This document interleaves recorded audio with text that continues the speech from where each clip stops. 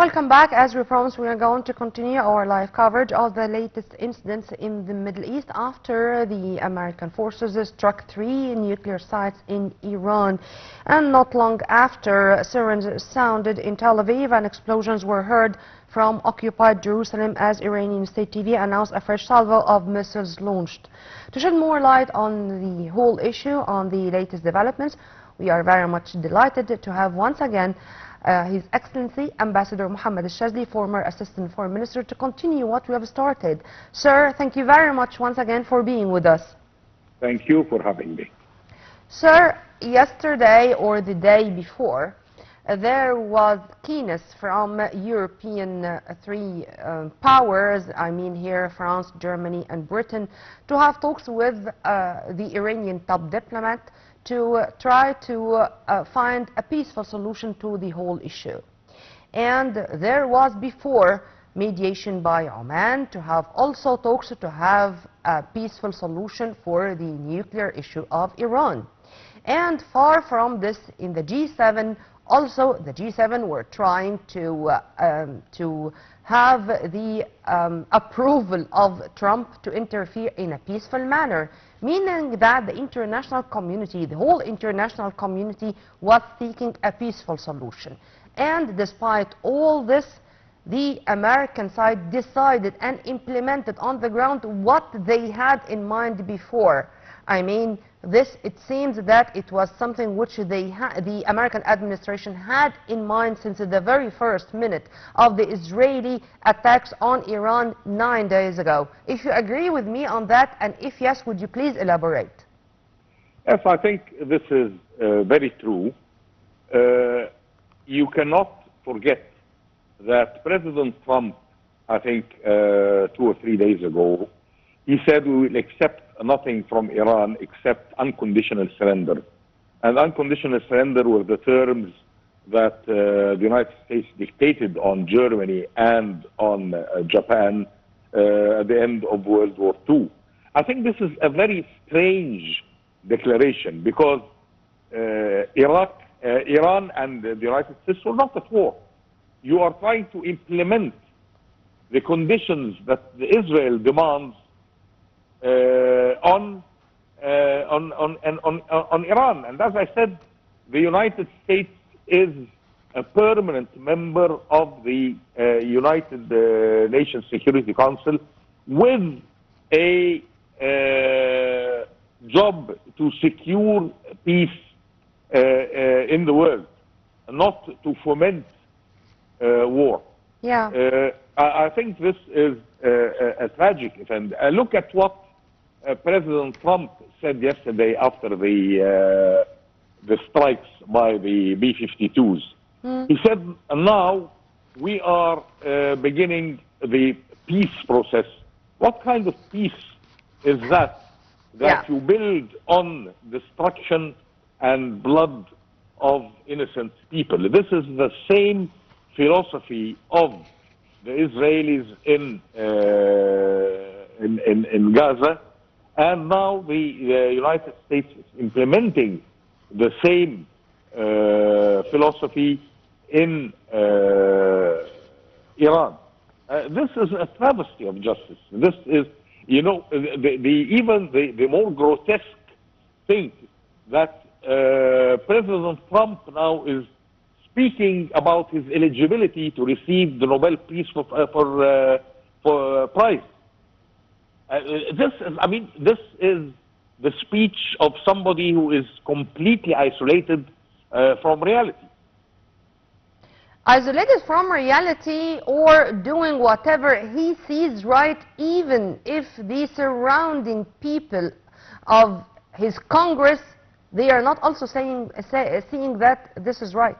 I mean, there are now voices from the Congress saying that what Trump has done is totally unconstitutional. Unfortunately, I mean, what you're saying is wishful thinking.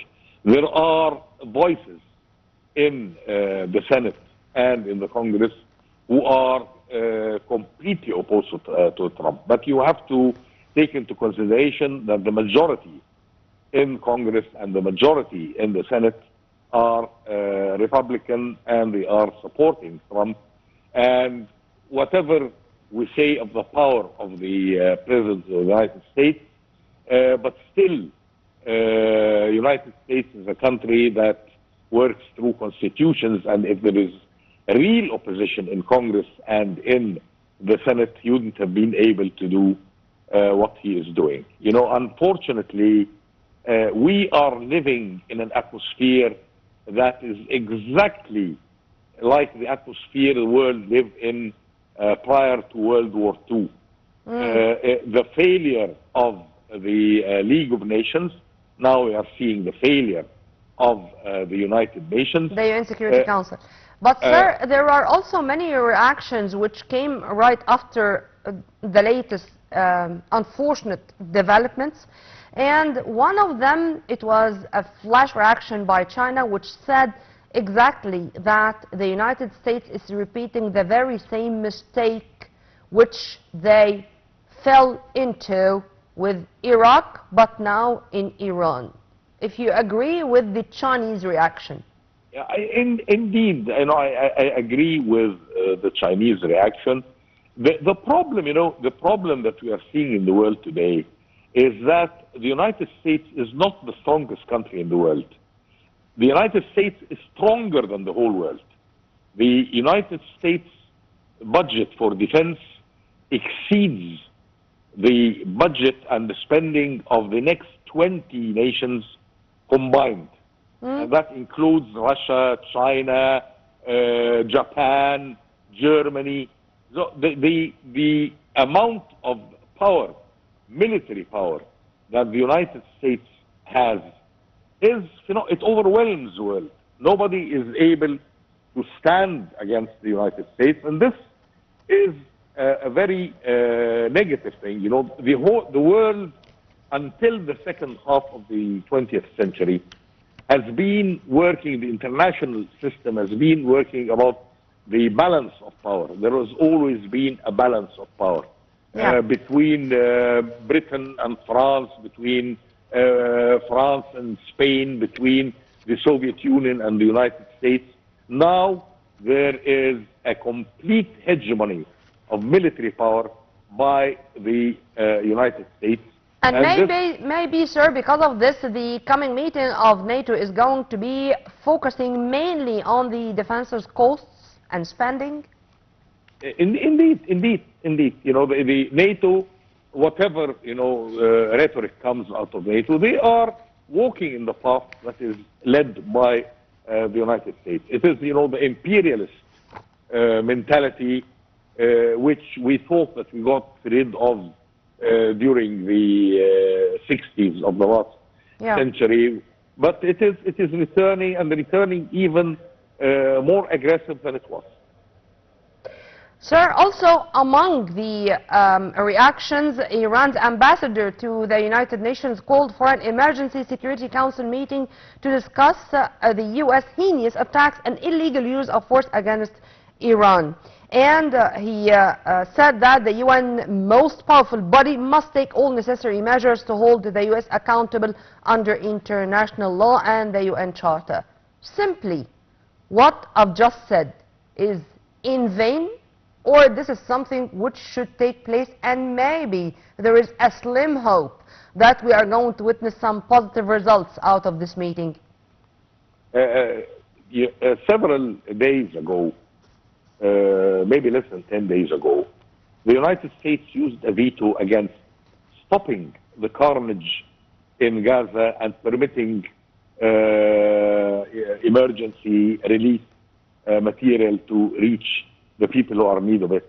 And it was agreed by all the members of the Security Council, and then it was vetoed by the United States. And later it went to the General Assembly, where it got the approval of all the members of the United Nations, with the exception of 12 countries. So this is why I'm telling you that we have a failure of the international system, we have a failure of the legal system, we have a failure of the United Nations.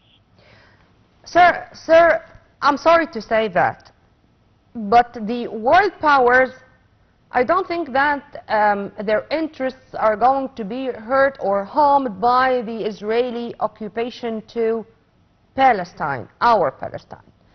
And with all what they're talking about regarding the humanitarian issues and democracy and human rights and all this stuff, when it comes to their peoples, oh, it's something big. But when it comes to other people, like in the Palestinian territories, like in Myanmar, like in many places in Africa or in developing countries, it doesn't matter that much, at least among lines. But with the Iranian issue, they do have interests. And they are going to suffer a lot from the economic point of view, for example. Since the very first moments of the Israeli attacks on Iran, of course, you know what happened to the oil prices, to the supply chain issues, to the energy in general. I mean, until the moment, the planet did not recover neither from the repercussions of the lockdown of the COVID-19 nor the Russian-Ukrainian struggle. So, do you think that the international community is going to take action just to prevent more chaos and to defend their own interests, or it's going to continue the same way, whatever the case is? What is the means of the international community to take action? It is the United Nations and the Security Councils, which, as in my simple opinion, they are dead. They do not function any longer. You know, as I told you, we have two problems facing us in the world today. The power, military power of the United States. The United States is losing its economic supremacy to China. It's using its technological supremacy to China. The only viable card that it holds today is military power. And as I told you, it is the United States is not the strongest country in the world. It is the country that is stronger than the whole combined world. And then, on the other hand, vis-a-vis Israel, we have, you know, the problem of hypnotizing the world over the Holocaust in the Second World War. The world has to understand that the Holocaust, that Israel was not a victim of the Holocaust. The Holocaust, the victims of the Holocaust were the German Jews, were the Dutch Jews, were the French Jews, were the Polish Jews, the Czech Jews. During the Holocaust, Israel did not exist. Now, Israel is, you know, hypnotizing the world into believing that Israel was the victim of the Holocaust. Israel did not exist during the Holocaust. And, you know, exert... And simply, Israel has never been a victim. Simply. Israel was not punished neither for Qana, nor for Deir Yassin, nor for the Hebron or Al-Khalil massacre, nor for any massacre, nor for starving, for using starvation as a weapon against civilians, not for using even the aid centers as assassination traps for those civilians who just want to eat and feed their children. This is all what I can say, sir. Indeed, this is exactly true. They have fooled the world into believing that Israel was the victim of the Holocaust. Israel did not exist at the time of the Holocaust. You know, the problem, as I'm telling you, we are living in a time that is very similar to the time leading to World War II. We are, during World War II, we had two fascist dictators in Germany and in Italy. Today we have two fascist dictators in Israel and in the United States. Let's wait and see. That's all. But, sir, despite the fact that it's unfortunate developments, and we hope that, again, as I started with this word, I'm going to end with it, I hope that this madness is going to stop with no more bloodshed, no more destruction, no more damages. I enjoyed our discussion, and you are always an added value to our programs. Thank you very much, and very much your spirit and your enthusiasm in this speech. Thank you, sir. We were very much delighted and honored to have with us live via phone His Excellency Ambassador Mohamed Shazly, former Assistant Foreign Minister. Right after the short break, we are going to return back with more, so stay tuned.